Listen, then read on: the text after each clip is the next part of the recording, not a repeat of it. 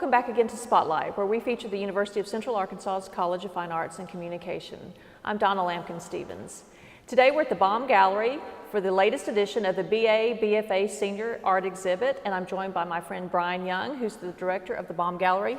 Brian, welcome back to Spotlight. Thank you, Donna. Thanks for coming in. And tell us about just kind of in general what the senior show is. I know we do this every semester, but a lot of people maybe don't know what this is. Okay, so every graduating BA, BFA in the College of Fine Arts and Communication has an opportunity and even kind of requirement to show their work in the Baum Gallery.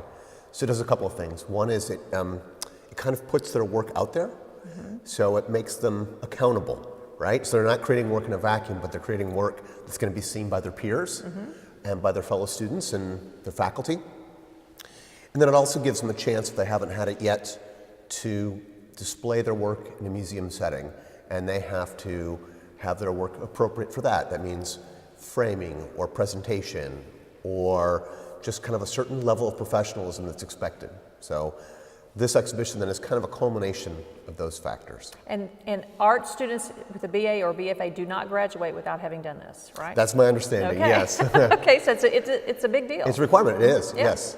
Okay, so let's talk a few specifics to start with, and then we'll get back to kind of the overall theme. Sure. So how many do we have graduating in December, and how many works are on display? So we have 2 BFAs, which is a slightly higher requirement, and then we have, in addition to that, 8 BA students. There's 10 students total. Okay. Which is a little down, maybe. A little bit smaller than in the past. Which is okay. Yeah. So, and there's a wide variety, it looks like, of work here. Give us an overall. So if you were to walk in the front door of the Baum Gallery, the first thing you'd see is kind of conceptual bookmaking, and then you would see some graphic design / print, and then you'd see one work, and maybe I'll let Cody talk about it, which is kind of printmaking, but it's also somewhat interactive, where you can spin the piece, and it's tactile. So think of it as a large print, and then if you continue into the galleries, you'll see painting, and you'll see other traditional media like ceramic and what you might come to expect. So do you see over the years, do we see different numbers? I mean, does printmaking become sort of in for a while, sculpture, I mean, or is it pretty well a balance almost all the time? I think it's pretty well a balance, but what we're seeing more recently is a greater emphasis maybe on graphic design. And that's going to become a larger emphasis both for UCA and for the art department. It's kind of that's going to be a new push, but you'll always have some mix of painting, printmaking, traditional sculpture, and so on. So tell me about your work as the director here. Do you teach? You don't teach these students. I do teach art appreciation, Okay. and I sometimes teach museum studies. Okay. So it's possible they could be in my class, but really my role... This is a different kind of relationship. It is. So my role is to make sure that I put the department's best foot forward in terms of the way the work is displayed. In other words, I don't really have a bias, or I don't put things in prominent spaces, but I try to make sure that the exhibition is cohesive, that everyone's work is in the best possible light, and that there's a relationship between the different works of art so that it's not a competing, aesthetic. So when do you start working with these students? I mean, their artwork was done earlier. Right.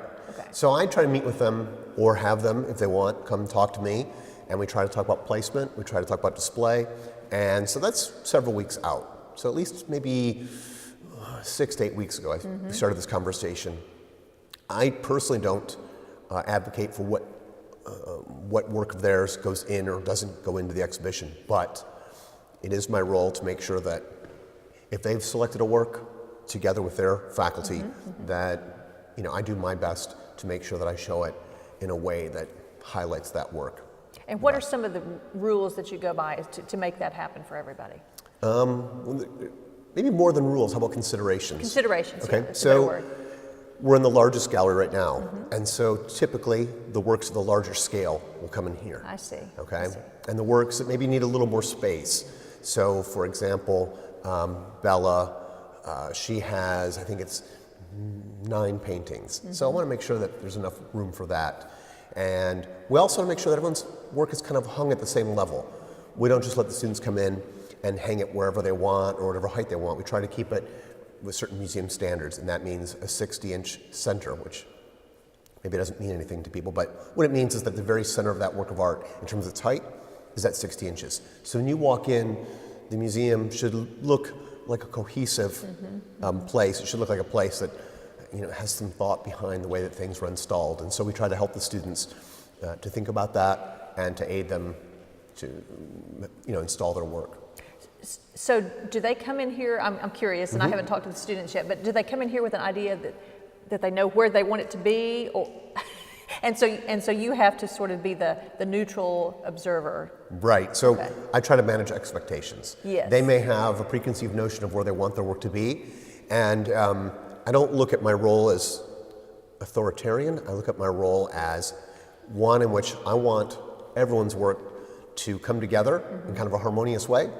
And if that means that somebody doesn't get their first choice where they think they want it, then I try to tell them that it's not because I don't want them to have their work there, it's because I have an idea. Also, as the years go by, I want to make sure that when you walk into the gallery that you don't just have one medium. Right. I don't want to just have just paintings. I don't want to send the message that we're just about painting and sculpture. So last year when you first walked into the gallery and you saw that front wall, that had ceramics on it. I remember. Right, and so this time we have printmaking, and now we have small books. And then when you walk in here, so I have to kind of keep a little bit of institutional history so that we don't look like we're favoring one medium over the other. And besides, people they don't want to come in and see the same arrangement every time. Absolutely. So do the students know what each other is doing? I don't know how closely they've worked together. Some do and some don't. Some of them, share studio space over in Sheestole, and sometimes they see each other over McAllister as well. And to some extent, I really don't know the answer to that, but I think they all have an idea of what the other person's doing. They've had conversations, and I think they've, passed each other. But yeah, and there's some element of unknown too. Which is fun. It is fun, yeah. So the show opened when? The show opened on Thursday, so it's been open for a couple days now. November 1st? Yes. And it's open until? December 6th, which I think is a Thursday. Okay. And remind our audience of the hours of the BOM Gallery. So the BOM is open Monday through Friday, 10 a.m. to 5 p.m., with extended hours on Thursday until 7. And I think we're also going to have a closing reception on Sunday, December 2nd. But check your calendar at home just to make sure I didn't get that incorrect. Okay. But the Sunday before it closes. Yes. Okay. Yes. And Brian, what can you say about just this variety here? I mean, I see all kinds of interesting things. Of course, I always do when I come to the BOM. But what can you say about just kind of the overall quality of this year's exhibit before we talk to some of the students? I think that people might be surprised at the number of disciplines that are represented. And I think they might be surprised to see certain crossover. For example, in the big back wall, it's kind of over my left shoulder, there's a work by Rin Daly.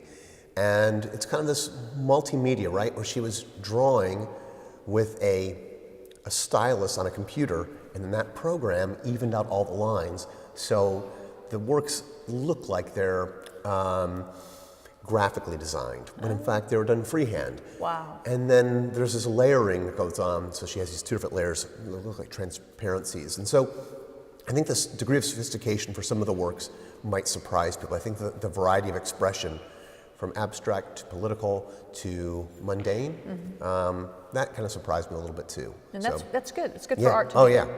All right, Brian, thanks. We'll be back in a moment. Thank you. We'll be back in a moment to talk to a student about his work. Join us again. What will you find at UCA? The next generation of artists, educators, and communicators. The College of Fine Arts and Communication offers 42 undergraduate and graduate programs of exceptional quality, Contributing to a deeper appreciation of the human experience. but we also invest in your experience. With broadcasts, conferences, exhibits, live performances, publications, recitals, readings, and screenings, We even offer a unique artist-in-residence program. featuring performances and master classes with accomplished visiting artists. All of that experience pays off. The school placement rates of our music teacher graduates with K-12 certification is close to 100%. We have many disciplines here, but they all share the same dedication to rigorous practice, And scholarly achievement. which is why our graduates perform so well. the College of Fine Arts and Communication at the University of Central Arkansas. Go here and go anywhere. I'm joined now by Cody Scrivener, who's a senior from Batesville, in front of one of his pieces in the show. So Cody, welcome to Spotlight. Hi, thanks to be here. So tell us about, well, first of all, let's talk about you. You're from Batesville and you're an art ed major. What do you want to do? Well, for the longest time, I wanted to teach high school and eventually teach college. But through my last year, I found printmaking. Oh. And now I want to go straight into graduate school in MFA in printmaking and eventually teach at the collegiate level. So you're going to be well-rounded in lots of areas. That's the goal. That's good, that's good. So so talk about your art education studies. I mean, you have a mix of art classes and education. What's the goal of the art ed major? The goal of the art ed major is to keep us well-rounded within various art mediums. That way when we start teaching, we can make more well-rounded artists as well. And what was your best talent when you came here? You said you discovered printmaking, but what drew you to art to start with? I've always enjoyed like the creative process. That's always been my forte. I've been a little above mediocre in most mediums, and then printmaking is one thing that I just excelled in. Great. So what is it about printmaking, do you think that?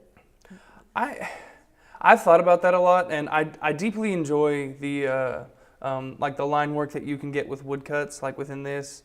I like that with silk screens, which I also have in the show, that I can do a lot of digital work. My main thing is I like how I can make one thing and then I can make many of said one thing. Yeah, yeah. So tell us about this piece.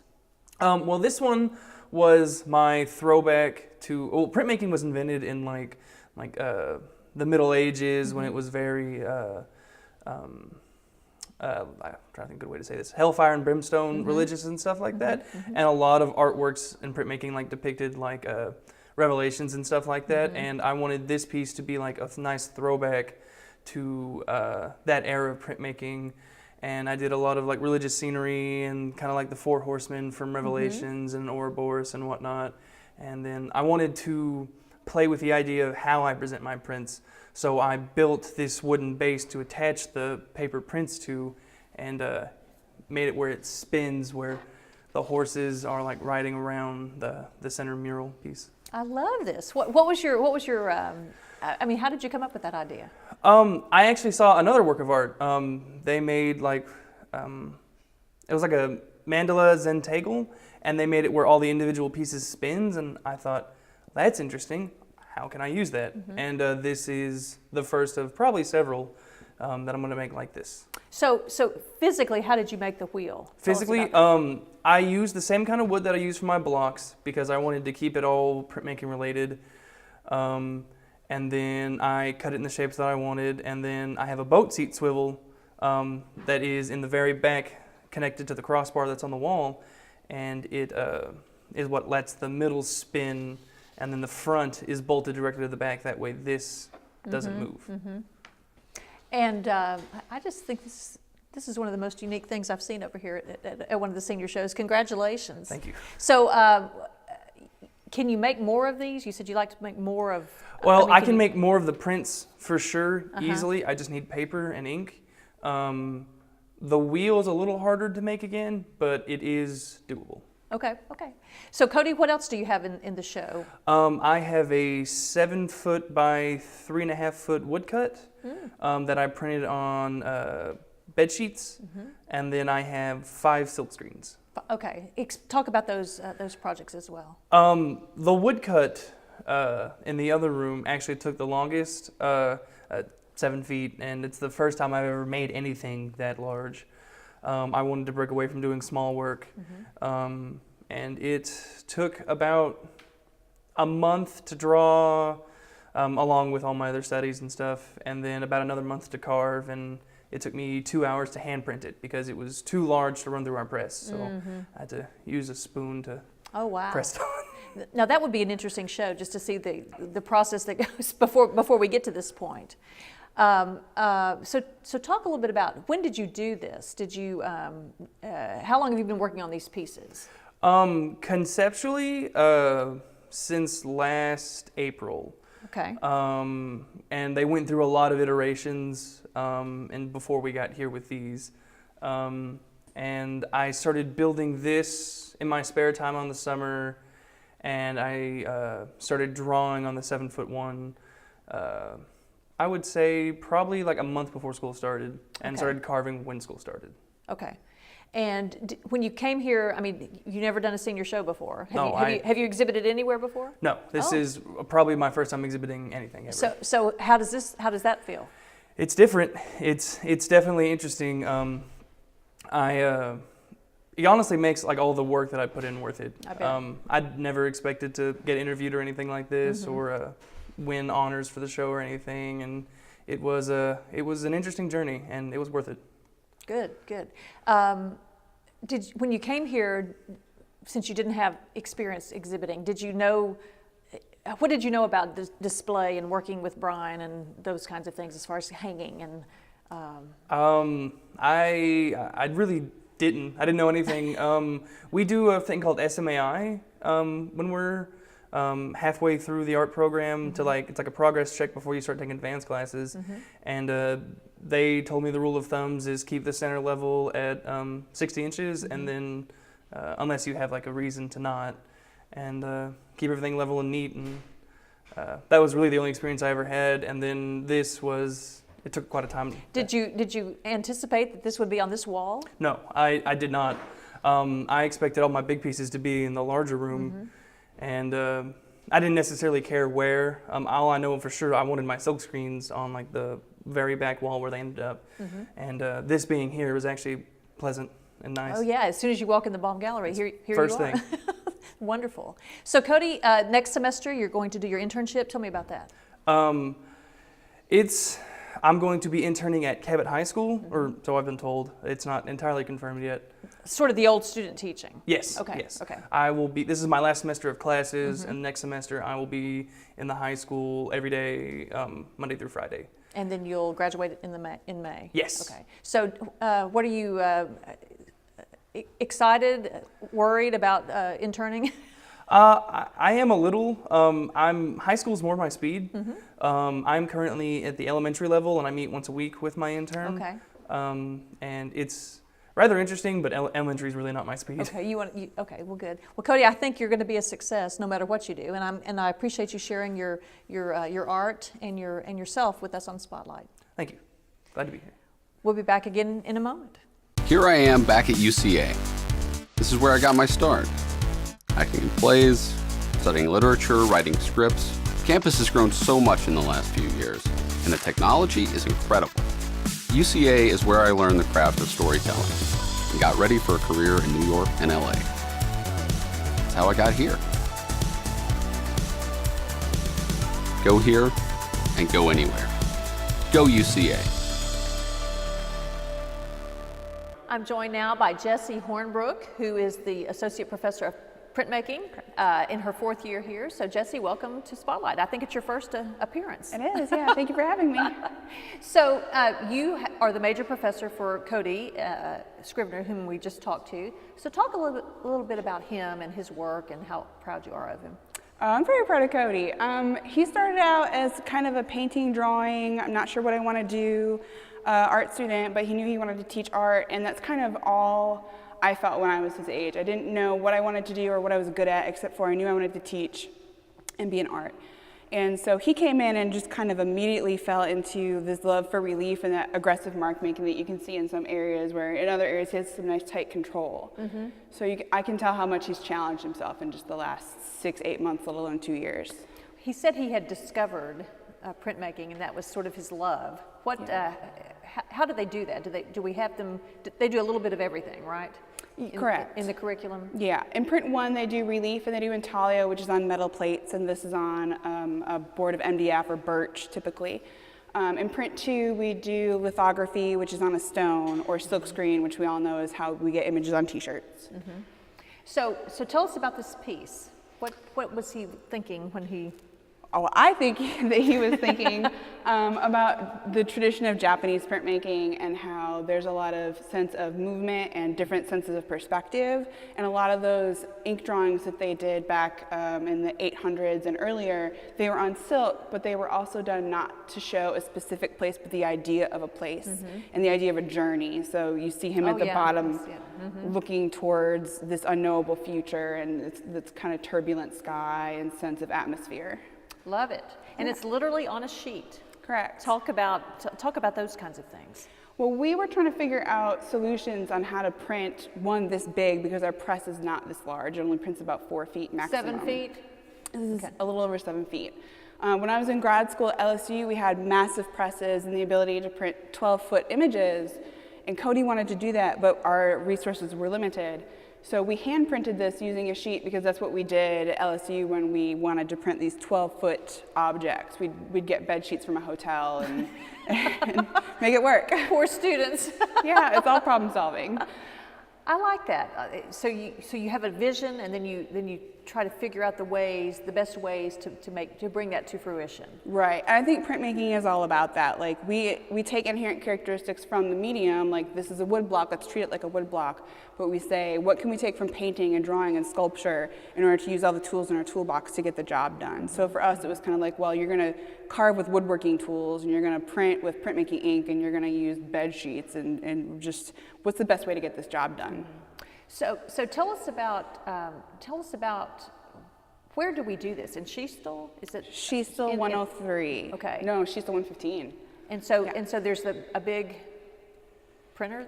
Yeah, we have 2 large presses, and we have some silkscreen areas. So we have a large press that you can do both intaglio and relief on, and we have a lithography press that you can do stones and plates with. Okay. So multi-use. So Jesse, you've been here 3 years, going into your 4th year. What can you say about the quality of the students here and how they're exploring and sort of, they're trying new things. I think that's great. Yeah, I think in Arkansas, we probably have some of the strongest students, and they probably have the most curiosity, I would say. I've went to other schools where maybe the skill level was just as strong, but I feel like our students are starting to deal with concept in a really advanced way and abstract ideas, and they're able to reference stuff like art history and make it relevant with contemporary ideas. And what do you credit that with? Probably, we have a strong art history program. We make them do a lot of research, go back, delve into art history, delve into your own history, your family, yourself. Think about how symbolism and iconography and metaphor can all connect into ideas that go back into the past and the present. So tell me about you. How did you wind up at UCA? I was at LSU and in Louisiana for probably about 8 years before I came here. Where were you from? Originally from Michigan. Okay. I went to school near Detroit, Central University as well. So it was kind of small, kind of the same size, and that was. Knew you wanted to be an artist. I always wanted to be an artist. I didn't find out about printmaking until I almost finished with my degree in drawing and painting. So I stayed another 2 years, Lord help me, and got a printmaking emphasis and an art history emphasis and museum studies emphasis. Then I went to grad school at LSU for printmaking, and I stayed down there for quite a while before Roger Bowman, who's my predecessor, became ill and decided he was going to retire, and I luckily kind of just fell into the position. So, so what have you done? Where have you shown your work? I show around Arkansas, I've shown in California, I show a lot in Spain and France. I have a lot of international connections. I went to Italy and did some filmmaking with the granddaughter of Fellini. Oh, cool. So I kind of got my hands in a couple of different pots at the time. So what do you see as our greatest strengths here at the UCA Department of Art, and also our challenges? Our challenges right now is our current architecture. Our building is a little bit old. We need a new building, don't we? We do. Snow Fine Arts does as well. A lot of us we have amazing students with amazing skills and really great faculty. I think our dedication to our students is really strong, and it shows with the amount of time, the one-on-one time that we get with them, and the amount of time I'm able to spend with Cody, like helping him print, helping him figure out like what mark making needs to go where, little things that take up a lot of time. We have a strong dedication for our students. So tell me about the actual process. He said he'd been working on these conceptually for what, months or more? Probably, I think they were percolating for about a year Okay. for him. And he was working with just ideas of humor at first, and he has kind of a dark humor, which you can see in his silkscreen prints across the way over there. But with this one, I think that he was really thinking about, like, where am I going? Like, printmaking kind of threw a wrench in my life, like, luckily. And I was going to do this teaching thing, and now I want to do this, and how do I do both? And I think all of us have that struggle, like, oh, I want to teach, and I have to make art at the same time. And it's a juggle and a journey, and he was looking towards that journey. So with the woodcut that he was working with, I think he started out drawing the major forms and figuring out like the general composition before moving to like how small do these trees versus these trees need to be, and just kind of working from the ground up, basically general to specific is what we call it. And your role there is mainly talking him through things, or it's kind of more? At this point, it's a sounding board. When he started, it was a lot of like, well, I'm not sure this decision-making process is the smartest, or how do you edit this out? And they gradually learn how to do that themselves with a little bit of feedback. So with Cody, at this point, I was just kind of there in a supervisory note, like, okay, where do you need more detail? What looks good? Have you stood back and looked from it at a far enough vantage point, or have you been nose close to it for too long, and can you not see the big picture? So it's really just pointing out ways for them to do their own problem solving at that point. How gratifying is this as a faculty member to see their work on display? It's super gratifying. It's, as an artist, you work on this little baby and you birth that little baby out until it's on the wall, and then it doesn't belong to you anymore. And it's really nice to see it outside of your studio space and on the wall and in a gallery outside of an academic space. So hopefully he starts sending this work out to galleries around the nation and not just living here. Wonderful. I think he's got a bright future. I like him very much. So, Jesse, thanks for joining us on Spotlight, and we'll be back again in a moment. Thank you.